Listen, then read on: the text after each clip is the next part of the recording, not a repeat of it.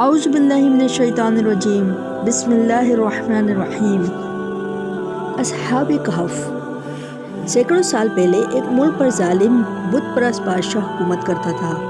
یہاں کے لوگ دیوتاؤں کے بتوں کی پوجا کرتے اور انہی سے مرادیں مانگتے۔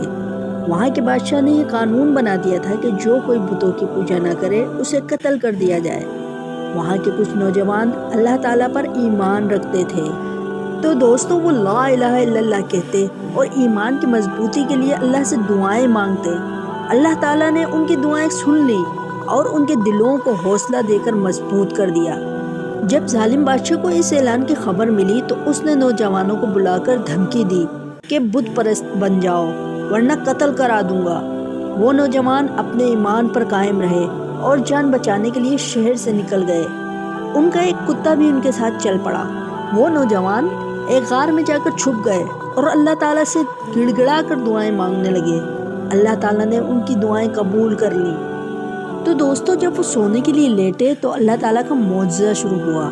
ان کو ایسی نیند آئی کہ وہ 309 سال تک بے خبر سوتے رہے، اور اس دوران اللہ تعالیٰ نے ہر خطرے سے ان کی حفاظت فرمائی۔ جب وہ جاگے تو انہیں ایسا لگ رہا تھا جیسے وہ تھوڑی ہی دیر سوئے ہیں۔ اب انہیں بھوک بھی لگ رہی تھی۔ ایک نوجوان کھانا خریدنے کے لیے چھپتے چھپاتے شہر آیا۔ اسے شہر کا ماحول بہت عجیب لگا۔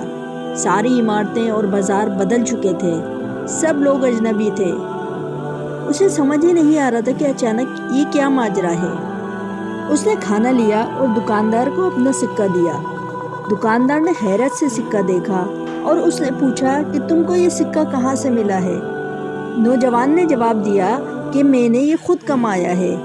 دکاندار نے کہا کیا مطلب؟ یہ سکہ تو 300 سال پرانا ہے۔ اس طرح اس نوجوان کو پتہ چلا کہ وہ سب ساتھی تقریباً 300 سال تک سوتے رہے۔ نوجوان نے یہ بات دکاندار کو بتائی تو تھوڑی ہی دیر میں یہ خبر سارے شہر میں پھیل گئی اور بادشاہ کو بھی اس بات کی اطلاع پہنچی۔ اس وقت وہاں جو بادشاہ تھا وہ اللہ تعالیٰ پر ایمان لا چکا تھا۔